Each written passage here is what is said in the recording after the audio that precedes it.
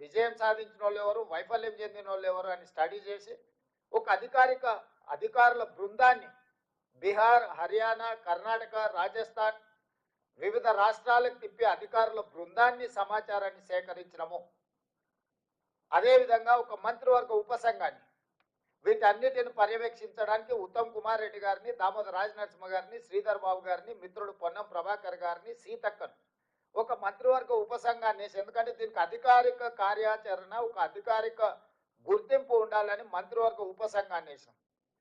ఈ మంత్రివర్గ ఉపసంఘము అధికారిక బృందము వివిధ రాష్ట్రాలలో పర్యటించి సమాచారం సేకరణ చేసి ఆ వివరాలన్నీ కూడా మంత్రివర్గానికి వాళ్ళు వివరిస్తే అక్కడి నుంచి వివిధ రాష్ట్రాలలో వచ్చిన సమస్యలను దృష్టిలో పెట్టుకొని ఇది ఏదో ఒక డిపార్ట్మెంట్ చేస్తే దీనికి చట్టంలో కోర్టులో ఇబ్బంది వస్తుంది అని చెప్పి ఇతర రాష్ట్రాల అనుభవాలను దృష్టిలో పెట్టుకొని ప్లానింగ్ డిపార్ట్మెంట్ చేయాలని చెప్పి ఒక నిర్ణయానికి వచ్చినాం.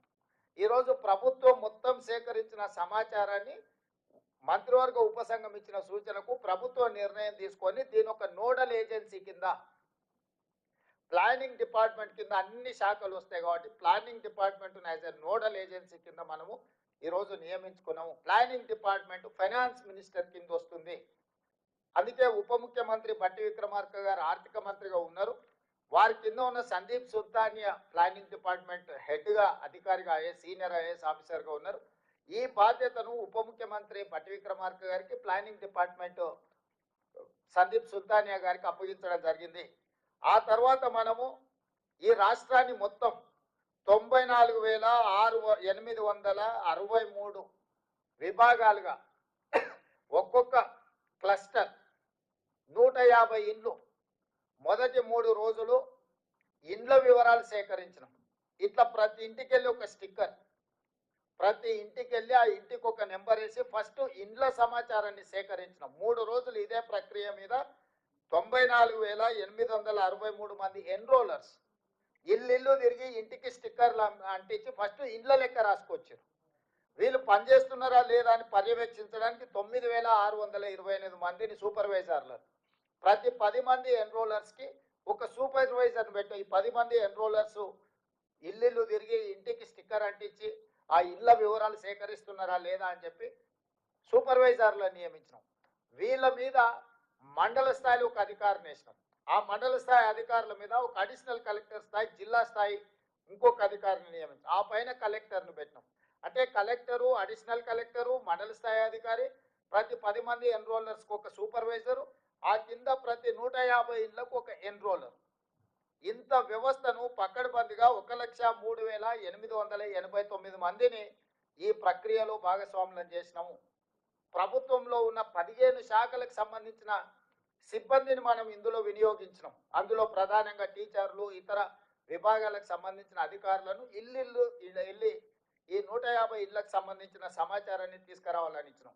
వాళ్ళకి రెగ్యులర్గా గవర్నమెంట్ ఇచ్చే జీతమే ఇస్తే వాళ్ళకి ఇంట్రెస్ట్ ఉండదని చెప్పి ఈ ఎన్రోలర్స్గా పాల్గొన్న వాళ్ళకు కూడా మనం ఒక్కొక్కరికి 10,000 రూపాయలు ఇవి చేయడానికి వాళ్ళకు ప్రత్యేకంగా నిధులు ఇచ్చినాం. 160 కోట్ల రూపాయలు మొత్తం ప్రభుత్వ అధికారులు పనిచేసిన అదనంగా 160 కోట్ల రూపాయల నిధులను కేటాయించి 50 రోజులు నిరంతరం 1,03,889 మంది ప్రభుత్వ సిబ్బంది ఇల్లు తిరిగి సమాచారాన్ని సేకరించారు. ఈ సేకరించిన సమాచారం మొదట ఇండ్లకు ఇట్లా స్టిక్కర్లు అతికించి ఇండ్ల లెక్క తీసినాం.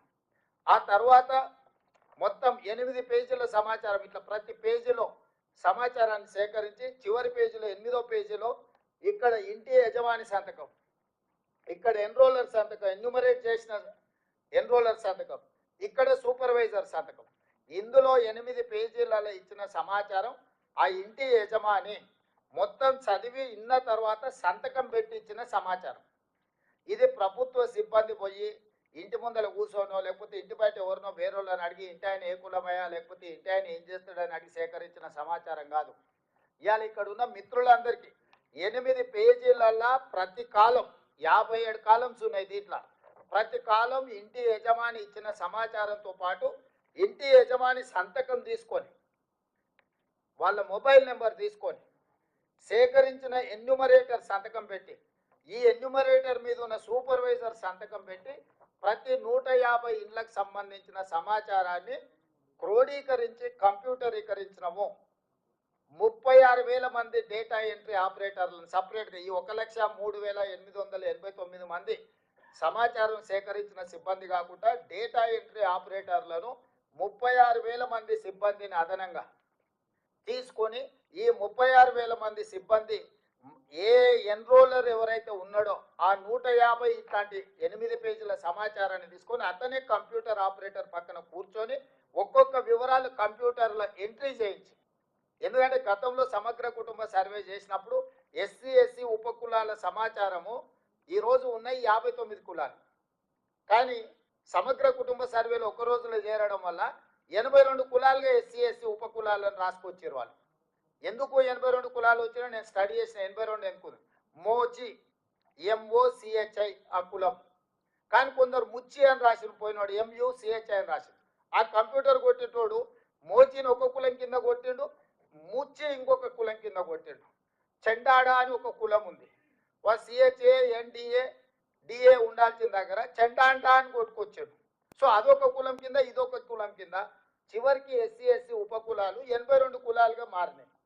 అంటే రాసుకొచ్చినోడు ఒకడు, కంప్యూటర్లో ఎంట్రీ చేసినోడు ఒకడు, ఇవి బయటికి చెప్పినోడు ఒకడు.